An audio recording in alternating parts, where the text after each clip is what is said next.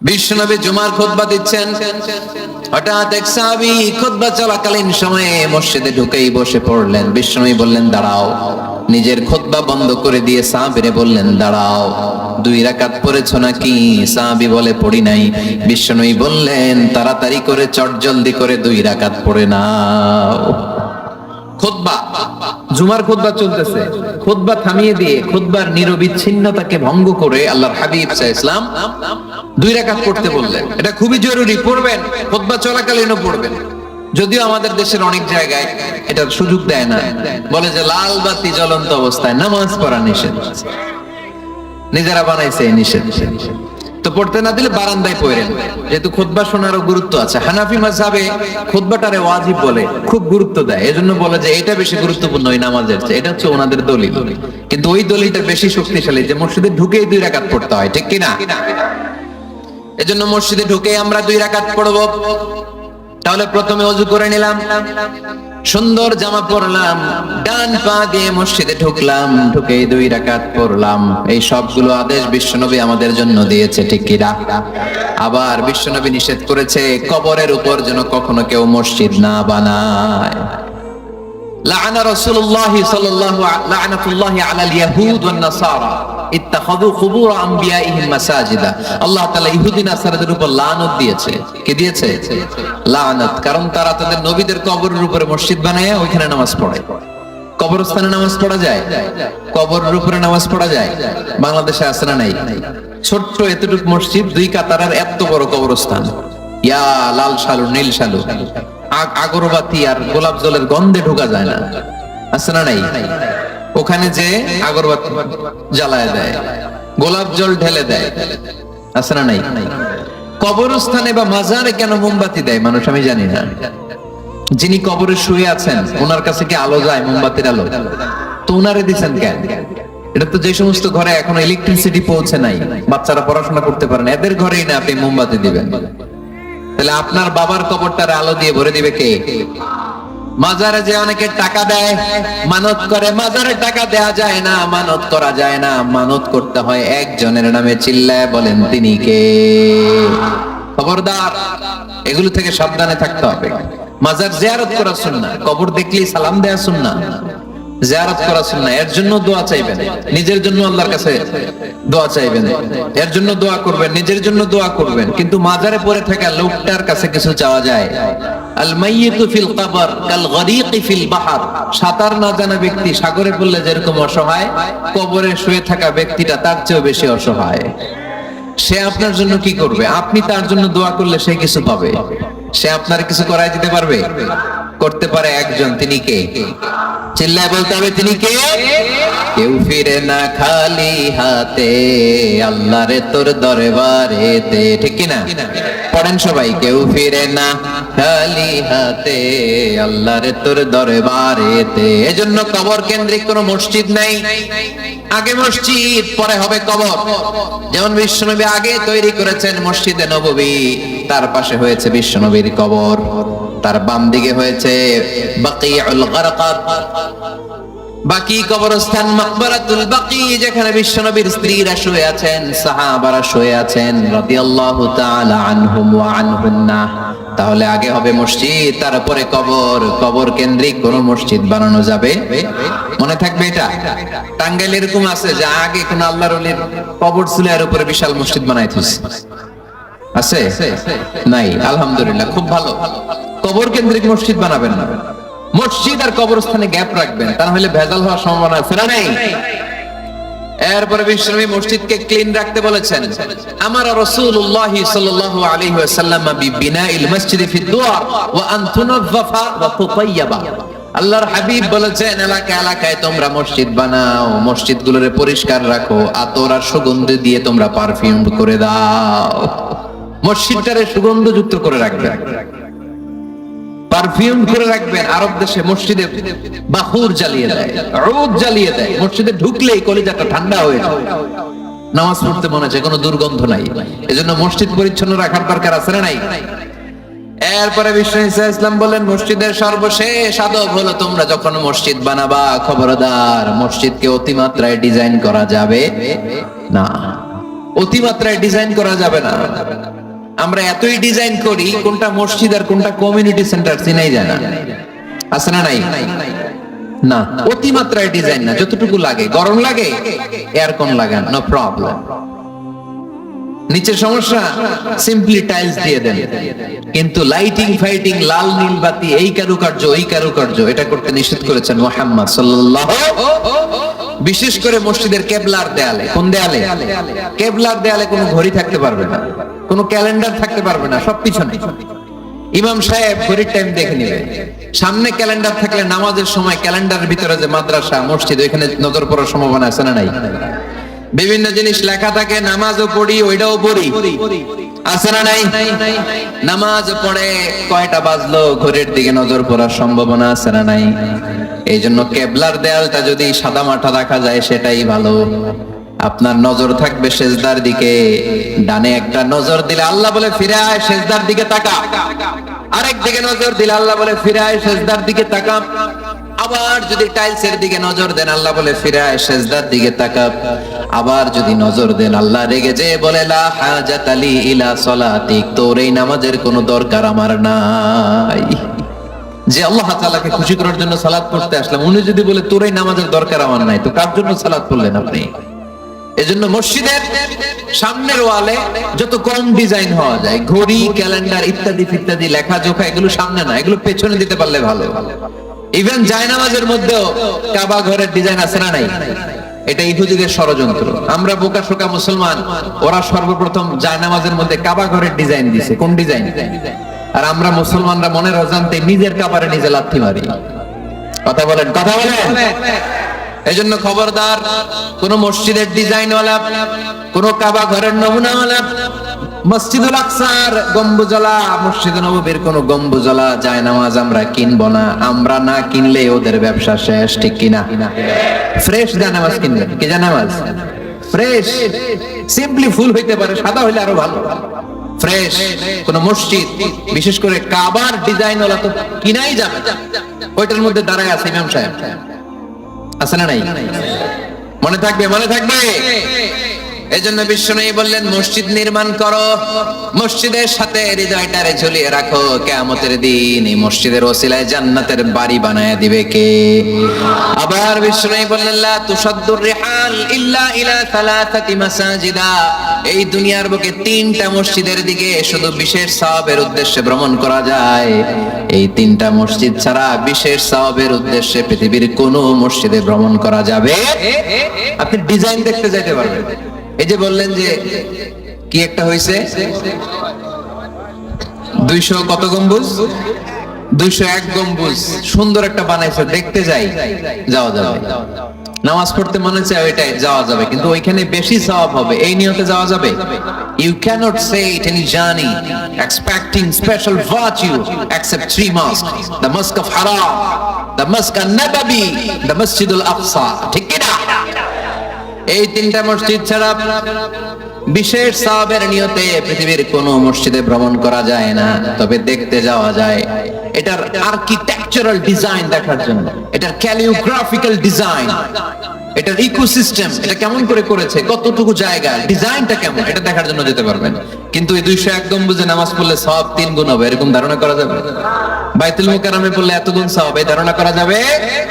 এই যে চলে আসছে 201 গম্বুজ। আমি দেখতেছি, আপনারা পাবেন না দেখতে। আগে দেখে ফেলছেন? মাশাআল্লাহ, মাশাআল্লাহ, সুন্দর। আরো কিছু পরামর্শ দিবে, এগুলো শেষে দিচ্ছি আমি। কষ্ট হইতেছে আপনাদের? জিমায় পড়তেছেন? আরো কয়েক মিনিট শুনবেন। 3টা মসজিদে নিয়ত করে যাওয়া যায়। 1 নম্বরে মসজিদে হারাম, 1 নম্বরে কি?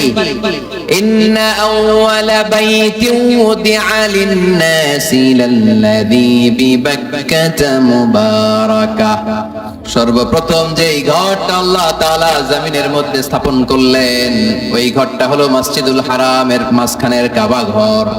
এই ঘরটা অবস্থিত যেই শহরের মধ্যে, শহরের নাম বাক্কা, এখনকার নাম মক্কা। সুবহানাল্লাহ পড়েন। মক্কার আগের নাম বাক্কা। কোরআনে বাক্কার কথা আছে। এবং হজ উমরা করতে গেলে দেখবেন যে অনেক হোটেল আছে, হোটেলের নাম ফুন্দুক বাক্কা। ফুন্দুক বাক্কা মানে বাক্কা হোটেল। মক্কার আগের নাম কি? বাক্কা। এখান থেকেই বিষ্ণু ঈসা ইসলাম ইসরা শুরু করেছেন, মেরাজের আগের ধাপ, নাম ইসরা। এই মসজিদে 1 রাকাত নামাজ পড়লে 1 লক্ষ রাকাতের সওয়াব দেয় কে? সুবহানাল্লাহ কইতে পারলেন না? পৃথিবীর আর কোন মসজিদে 1 রাকাত পড়লে 1 লক্ষ রাকাতের সওয়াব হয়? আপনাদের 201 গম্বুজে পড়লে, বাইতুল মুকাররম, পৃথিবীর কোন মসজিদে পড়লে হবে? শুধুমাত্র কেবলমাত্র মসজিদুল হারামে 1 রাকাত সালাত পড়লে 1 লক্ষ রাকাতের সওয়াব আমলনামায় দিবে কে? এজন্য আল্লাহ বলেন, ওখানে যাও, হাইসুমা তুয়াল্লু ফাওয়াল্লু ওজুহাকুম শাতরা, যেখানে যাইবা, দুনিয়ার যেখানেই থাকো না কেন, কাবা ঘরের দিকে হয়ে নামাজ পড়াকে আবশ্যক করেছে কে? পৃথিবীর যেখানেই যান, কোন দিকে হয়ে নামাজ পড়বেন? কাবা, টু দ্য ডাইরেকশন অফ কিবলা। আপনি অবাক হবেন, অস্ট্রেলিয়ায় একটা শহর আছে সিডনি। এই সিডনি শহরে একটা জঙ্গল আছে, এই জঙ্গলে একটা গাছ আছে, যে গাছটা মানুষের মতো রুকু করে আছে, টু দ্য ডাইরেকশন অফ কিবলা, তাও কিবলামুখী হয়ে। পত্রিকার কাটিং দেখেছেন না আপনারা? অনেক ক্যালেন্ডারেও আছে গাছ, ইউটিউবে দেখেছেন? গাছ রুকু করে আছে, টু দ্য ডাইরেকশন অফ কিবলা, কিবলামুখী হয়ে, মানুষের মতো। সুবহানাল্লাহ পড়েন। তাহলে এই মসজিদ এমন মসজিদ, এই মসজিদে 1 রাকাত সালাত পড়লে 1 লক্ষ রাকাতের সওয়াব হয়ে যায়। এই মসজিদ এমন মসজিদ, যেই মসজিদের মাঝখানে একটা ঘর আছে, ঘরটার নাম বাইতুল্লাহ। প্রতিনিয়ত এই ঘরের উপর 120টা রহমত নাজিল করে কে? সিত্তুন আলিত তাইফিন, 60টা রহমত নাজিল হয় যারা কাবা ঘরের চারদিকে তাওয়াফ করতে থাকে। আরবাঈনা লিল মুসাল্লিন, 40টা রহমত নাজিল হয় যারা কাবা ঘরের চারদিকে নামাজ পড়তে থাকে। 20 লিন নাযিরিনা ইলাল কাবা, বাকি 20টা সওয়াব নাজিল হয় যারা শুধু কাবা ঘরের দিকে তাকিয়ে থাকে। কাবা ঘরের দিকে তাকায় থাকলেও সওয়াব। সুবহানাল্লাহ বললেন না? আন-নাযার ইলাল কাবা, 3 জিনিসের দিকে তাকালেই সওয়াব। কয় জিনিস? জোরে বলেন। 1 নাম্বার আন-নাযার ইলাল মুসহাফ, কোরআনের দিকে তাকালেই সওয়াব, পড়া লাগবে না, পড়লে তো সওয়াব আছে, তাকানো মাত্রই। 2 নাম্বার আন-নাযার ইলা ওয়াজহিল ওয়ালিদাইন, মা বাবার চেহারা। মা বাবার খেদমত করলে তো সওয়াব আছে, টাকা দিলে তো সওয়াব আছে, কিন্তু মা বাবার চেহারার নজরের দিকে যদি রহমতের নজরে একবার তাকান, একটা কবুল হজ করলে যেই সওয়াব, ওই সওয়াব আমল নামায় দিবে কে? মা বাবা এমন জিনিস আমরা চিনলাম না। আমরা পীর সাহেবের দরবারে লাউ নিয়ে যাই আর গান গাই, সাদের লাউ বানাইলো মোরে, আগা খাইলাম, ডগা খাইলাম, খাইলাম না ডুগডুগি না। তো কই লাউ নিয়ে যান আপনি, কই হাদিয়া নিয়ে যান? আসল পীর সাহেব তো আপনার ঘরে। আপনার আব্বা সবচেয়ে বড় পীর সাহেব, আপনার আম্মা জান আপনার জন্য সবচেয়ে বড় পীর সাহেব। গোটা বিশ্বের সব পীর সাহেব যদি 50 বার করে কোরআন খতম দিয়ে 1 গ্লাস পানির মধ্যে ফু দেয়, আর আপনার আব্বা শুধু বিসমিল্লাহ বলে যদি 1 গ্লাসের পানিতে ফু দেয়, ওই গ্লাসের পানির ফুটা আল্লাহর কাছে কবুল হয়ে যাবে। এজন্য বিশ্বনবী বলতেন, জান্নাতু তাহতা আকদামি উম্মাহাতিকুম।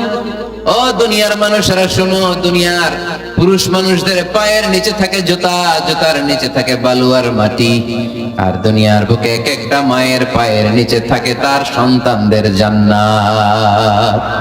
ওগো মা, তুমি এই ধরনের শ্রেষ্ঠ নিয়ামত, তোমারই পদ তলে রয়েছে জান্নাত। ওগো মা, তুমি এই ধরনের শ্রেষ্ঠ নিয়ামত, তোমারই পদ তলে রয়েছে জান্নাত। সুবহানাল্লাহ পড়েন। কি মা? এই মারে আমরা চিনি না। লাউ কাতাআতা জিলদাক, তোমার গায়ের চামড়া কেটে যদি মাকে জুতো বানিয়ে দাও, ওই যে ছোটবেলায় দুধ খাইছিলা, 1 ঢোক দুধের শোধ আদায় হবে না। 1 ঢোক দুধের শোধ আদায় হবে না।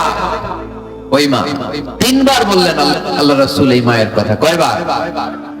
আল্লাহ হাবিব বললেন মা, মা, মা, তারপরে মা কয়বার? বাবা কয়বার?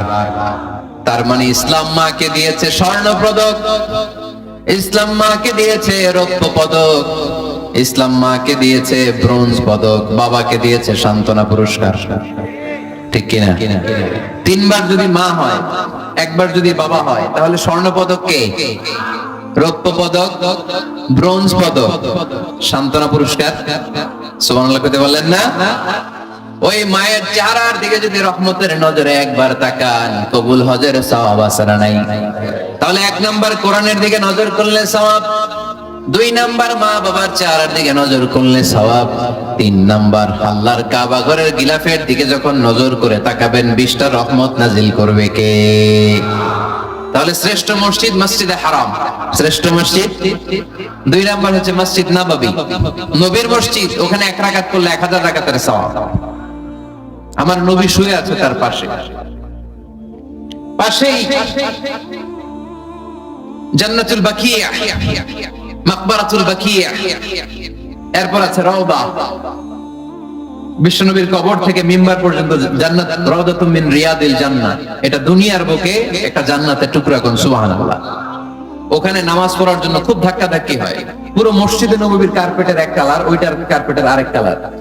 যারা হজ উমরা করেছেন দেখে এসেছেন, জায়গা পাওয়া যায় না, খুব ধাক্কাধাক্কি হয় ওই জায়গাটাতে সালাত পড়ার জন্য। এটা হচ্ছে দ্বিতীয় মসজিদ শ্রেষ্ঠত্বের দিক থেকে। তৃতীয় মসজিদ হচ্ছে মসজিদে আকসা, ফিলিস্তিনে। এই দুইটাতে যাওয়ার সুযোগ হইলো, ওইটাতে যাওয়ার সুযোগ নাই। ইসরায়েলি হায়নাদের দখলে, চিল্লা এখন ঠিক কিনা? আমরা আল্লাহর কাছে চাই আমরা মসজিদুল হারামে, মসজিদ নববীতে যেমনে সালাত পড়তে পারি, বাইতুল মাকদাসে যেও যেন সালাত পড়তে পারি। আল্লাহ তুমি তৌফিক দাও। বাইতুল মাকদাসে 1 রাকাত পড়লে 250 রাকাতের সওয়াব, আরেক বর্ণনা এসেছে 500 রাকাতের সওয়াব। এই 3টার পরে দুনিয়ার যত বড় মসজিদ হোক না কেন সবগুলোর সওয়াব সমান। সুবহানাল্লাহ পড়েন। তাহলে আমরা মসজিদ আবাদ করতে চাই, কি করতে চাই? এই মসজিদ হচ্ছে আমাদের মুসলমানদের সামাজিক ঐক্যের কেন্দ্রবিন্দু। সামাজিক ঐক্যের কেন্দ্রবিন্দু আমাদের মসজিদ, বুঝতে হবে। এটা খ্রিস্টানদের চার্চের মতো, এটা ইহুদিদের সিনাগগের মতো, এটা শিখদের গুরুদুয়ারার মতো গতানুগতিক কোনো ইবাদতগাহ বা উপাসনা কেন্দ্র নয়। এটা আমাদের ঐক্যের ভিত্তি। চিল্লায় বলেন ঠিক কি না? বিশ্বনবী মসজিদে নববী থেকে সব করেছেন। বিশ্বনবীর মসজিদে নববীটাই ছিল ক্যান্টনমেন্ট, সেনাবাহিনীর ক্যান্টনমেন্ট ছিল এটা। বিশ্বনবীর মসজিদে নববী ছিল গণভবন, আমার নবীর মসজিদে ছিল বঙ্গভবন। এইখানেই ছিল সুপ্রিম কোর্ট, হাই কোর্ট। এখানে বসেই বিশ্বনবী যুদ্ধের জন্য সেনা প্রেরণ করতেন। এখানে বসেই বিশ্বনবী বেকারদের কর্মসংস্থান করতেন।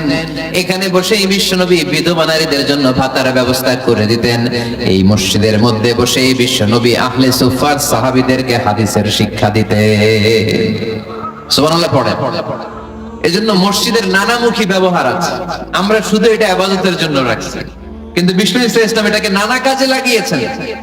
আমাদের মসজিদগুলোকে আমরা শুধুমাত্র জিকির আর সালাতের জন্য নির্ধারণ করেছি, কিন্তু বিষ্ণু ইসলাম নানামুখী কাজ এই মসজিদের ভেতরে করেছেন। মসজিদে নববী বাচ্চাদের জন্য উন্মুক্ত ছিল, নারীদের জন্য উন্মুক্ত ছিল, হিজরাদের জন্য উন্মুক্ত ছিল। সুবহানাল্লাহ কইতে পারলেন না? হিজরা আছে এলাকায়, টাঙ্গাইলে দেখলে কি করেন? টিটকারি মারে, হাসেন, আপনাকে মারে, হ্যাঁ ওরাই মারে, কি টাকা দাবি করে না? এই দোষটা ওদের না তো, দোষটা তো আমাদের। ওদেরকে তৃতীয় লিঙ্গি হিসেবে স্বীকৃতি দিয়েও ওদের সব ধরনের সুযোগ সুবিধা গভর্নমেন্ট হয়তো এখনো দিয়ে সারতে পারে না। এটা গভর্নমেন্টের দায়িত্ব। এই বিশাল জনগোষ্ঠীকে গভর্নমেন্ট কি করবে? 2008 সালে ভোটাধিকার দেওয়া হয়েছিল, তারপরেও কোথাও এদের জন্য নাম নাই। একটা বাচ্চা যদি হিজরা হয়ে জন্মায়, মা বাবা তার পরিচয় কারো কাছে দিতে চায় না, লজ্জায়। এর স্কুলে ভর্তি করাইলে স্কুলের ফর্মে আছে ছেলে বা মেয়ে, এটার কোন জায়গায় দিবে? ছেলেতে না মেয়েতে? আহা, এজন্য এরাও সমাজে বিচ্ছিন্ন, আলাদা। এরা খুঁজতে থাকে, দেখে আমার মতো কে আছে, তখন এরা হিজরা পাড়ায় চলে যায়। যে একসাথে থাকে একজনের নেতৃত্বে বরের গাড়ি আটকায়, আর তাই 5,000 টাকা দেয়, নাইলে তোর খবর আছে। আছে না নাই? নতুন বাচ্চা হইলেই কাঁথা শুকাইতে দেখলে ওরা যে হামলা করে, বাচ্চারা নিয়ে খেলাধুলা শুরু করে। তো ওদেরকে তো আমরা কর্মসংস্থানের ব্যবস্থা করি নাই তো আমরা। পৃথিবীর বিভিন্ন দেশে সুপার শপে দেখবেন হিজরা। এটা খুবই ন্যাচারাল। আমারও একটা সন্তান হিজরা হইতে পারে না? আপনার একটা সন্তান, ছেলে মেয়ে কোনোটা না হইয়া হিজরা হইতে পারে না? আমি যে ছেলে হইছি কার ইচ্ছায়? আমার বোন যে মেয়ে হইছে কার ইচ্ছায়? হিজড়ারা যে হিজড়া হয়ে দুনিয়ায় আসলো, এটাও কার ইচ্ছায়? আসল ইচ্ছাটা কার? কর্মসংস্থানের ব্যবস্থা করে দেন। হিজড়াদেরকে দেখতে যেহেতু মানুষ ডরায়, এদেরকে আপনি রাস্তাঘাটের জ্যাম ঠিক করার দায়িত্ব দিয়ে দেন, কেউ আর উল্টা পথে যাবে না, ঠিক কিনা? পুলিশের দায়িত্ব দিয়ে দেন, রাস্তাঘাটে এরা দাঁড়াইলে লাঠিও লাগবে না, যেহেতু ভয় পায় মানুষ, ঠিক কিনা? হবে জনসংখ্যাকে যদি জনশক্তিতে আমরা রূপান্তরিত করতে না পারি, তাহলে বিপদ আছে না নাই? বলছিলাম আমার নবীর মসজিদ এটা যেন যেন মসজিদ না, মুসলমানদের মসজিদ খ্রিস্টানদের গির্জার মতো না, হিন্দুদের মন্দিরের মতো না, ইহুদিদের সিনাগগের মতো না, শিখদের গুরুদ্বারার মতো না। মুসলমানদের মসজিদ এটা মুসলমানদের সামাজিক ঐক্যের প্রাণ কেন্দ্র, ঠিক কিনা? মসজিদে নববী সবার জন্য খোলা, বাচ্চারা যেত। আমরা কি বাচ্চাদেরকে মসজিদে যেতে দেই? কি করি? ধমক দেই, বিশেষ করে মুরব্বী বাবারা ধমক দেয়, রেগে যায়। সব মুরব্বীরা না, সব মুরব্বীদেরকে আমি এক পাল্লায় মাপছি না। মুরব্বী বাজানেরা যারা আছেন, বাচ্চাদেরকে মসজিদ থেকে তাড়িয়ে দিয়েন না, ধমক দিয়েন না। আজকে যে ধমক দিয়ে তাড়াই দিছেন, আর আসবে না, ঠিক কিনা? আর আসবে না। একবার যদি তিক্ত অভিজ্ঞতা নিয়ে একটা ছোট্ট সোনামণি মসজিদ থেকে বের হয়ে যায়, তারে আর কোনোদিন মসজিদ মুখী করা যাবে না। আর ওরে যদি আপনি একটা চকলেট দেন, প্রত্যেকটা ইমাম সাহেবের উচিত মসজিদে চকলেট নিয়ে যাওয়া, বাচ্চা দেখলেই চকলেট দিতে হবে, ঠিক কিনা? ওর স্মৃতিতে এটা থাকবে, বড় হয়ে গল্প করবে আমাদের এলাকায় এক ইমাম ছিল, চকলেট দিত আমাদেরকে। কত সুন্দর, কত সুন্দর অভিজ্ঞতা থাকবে তার। আর যদি ধমক দেন, বলবে ইমাম আসিল একটা বদের আড্ডি, মসজিদে ঢুকলে আমরে ঠাঙ্গাইতো খালি, বলবে না এটা? আর চকলেট দিলে আজীবন আপনারা স্মরণ রাখবে। এজন্য বাচ্চাদেরকে কখনো মসজিদ থেকে তাড়িয়ে দেয়া যাবে। মসজিদে নববীতে যদি বাচ্চা ঢুকতে পারে, আমাদের মসজিদে কি সমস্যা? তুরস্ক একটা দেশ আছে, নাম শুনছেন? তুরস্কের মসজিদের দেয়ালে দেয়ালে লেখা থাকে, জামাত চলাকালীন অবস্থায় পিছনে যদি বাচ্চাদের কিচির মিচির, চিৎকার, চেঁচামেচি, হই হুল্লোড়ের আওয়াজ আপনি শুনতে না পান, তাহলে নেক্সট জেনারেশন কি নিয়ে আপনি চিন্তায় থাকেন, কারণ আপনার নেক্সট জেনারেশন নাতিপুতি এগুলো নামাজি হচ্ছে না, ঠিক কিনা? পিছনে যদি আমাদের নাতিপুতি চিৎকার চেঁচামেচি করে, তার মানে দে আর অন দ্য রাইট ট্র্যাক, তারা আসল লাইনে আছে, মসজিদে এসেছে। যদিও আজকে দুষ্টামি করে, সময়ের বিবর্তনে, কালের আবর্তনে বয়সটা একটু বড় হলেই ও বুঝে যাবে এখানে দুষ্টামি করা যায় না, এখানে ইবাদত করতে হয় একজনের, তিনি কে? কিন্তু ওকে আসার সুযোগটা তো দিতে হবে। আপনি যদি ধমক দিয়ে বের করে দেন, আর কোনোদিন আসবে? মুরব্বীরা, আর কোনোদিন আমরা বাচ্চাদেরকে ধমক দিব না, ইনশাআল্লাহ বলেন। মুরব্বীরা বলেন ইনশাআল্লাহ। বিশ্বনবীর মসজিদে নববীতে প্রথমে দাঁড়াতো পুরুষ সাহাবারা, তারপরে দাঁড়াতো হিজড়ারা, তারপরে দাঁড়াতো ছোট্ট বাচ্চারা, একেবারে শেষ দিকে দাঁড়াতো নারীরা, ঠিক কিনা? কিন্তু আমরা নারীদেরকে মসজিদে ঢুকতে দেই না। এই জন্য বাজারে যদি বের হয়, কলেজে যদি যায়, লম্বা সময়ের জন্য ঘর থেকে বের হইলে নামাজগুলো কাজা হয়ে যায়, ঠিক কিনা? এই পরিবর্তিত বিশ্ব ব্যবস্থায় এখন নারীদেরকে চিকিৎসা নেওয়ার জন্য হসপিটালে যেতে হয়, শিক্ষার জন্য ইউনিভার্সিটিতে যেতে হয়, নানা কাজে বাইরে যেতে হয়। এই লম্বা সময়ের মাঝখানে যদি কোনো সালাত থাকে, এই সালাতটা সে পড়বে কই? আপনারা তো ব্যবস্থা রাখেন নাই মসজিদে। মসজিদে একটা সুন্দর করে ব্যবস্থা রেখে দিবেন নারীদের, যাতে ওনারা ওইখানে যে সেফটি সিকিউরিটির সাথে নামাজটা পড়তে পারে, নামাজ যেন কাজা না হয়। যদিও নারীদের জন্য ঘরে নামাজ পড়লে বেশি সওয়াব, কিন্তু কখনো যদি কাজে বাইরে বের হয়ে যায়, নামাজের সময় যাতে নামাজ কাজা না হয়, এজন্য মসজিদের এক জায়গায় নারীদের জন্য জায়গা থাকার দরকার আছে না? ইয়াং ছেলেরা মসজিদে যেতে চায় না, মসজিদ কেন্দ্রিক না, ক্রিকেট খেলা দেখতে যায়, আড্ডা মারতে যায়, ঘোরাফেরা করতে যায়, মসজিদে যায় না। কারণ মসজিদে তাদেরকে আকর্ষণ করার মতো অ্যাট্রাকটিভ কোনো অ্যাক্টিভিটিজ আমরা মসজিদে রাখতে পারি নাই। ওদের তো একটা কাজ লাগবে। ইয়াংরা টিম ওয়ার্ক পছন্দ করে। কি করে? টিম ওয়ার্ক, একসাথে গ্রুপ মিলে একটা গ্যাং তৈরি করে কাজ করতে ওরা পছন্দ করে, ঠিক কিনা? এটা সুযোগ তো ওদেরকে করে দিতে হবে। মসজিদ হবে আমাদের সামাজিক ঐক্যের কেন্দ্রবিন্দু। যুবকদের জন্য অনেক অ্যাক্টিভিটিজ এই মসজিদের মধ্যে রাখতে হবে, তাহলে তারা মসজিদমুখী হবে। চিল্লায় বলেন ঠিক কিনা? প্রতিটা মসজিদ এমন ভাবে তৈরি করা উচিত যাতে করে ছোট বাচ্চারা মসজিদে আসে। একটা আমাদেরকে জানিয়ে দিচ্ছেন, ইয়া আইয়ুহান নাবিয়্যু ইন্না আরসালনাকা শাহিদান ওয়া মুবাশশিরান ওয়া নাযীরা ওয়া দাঈয়ান ইলাল্লাহি বিইذনিহি ওয়া সিরাজাম মুনীরা। পড়েন আল্লাহু আকবার। রব্বুল আলামিন ডেকে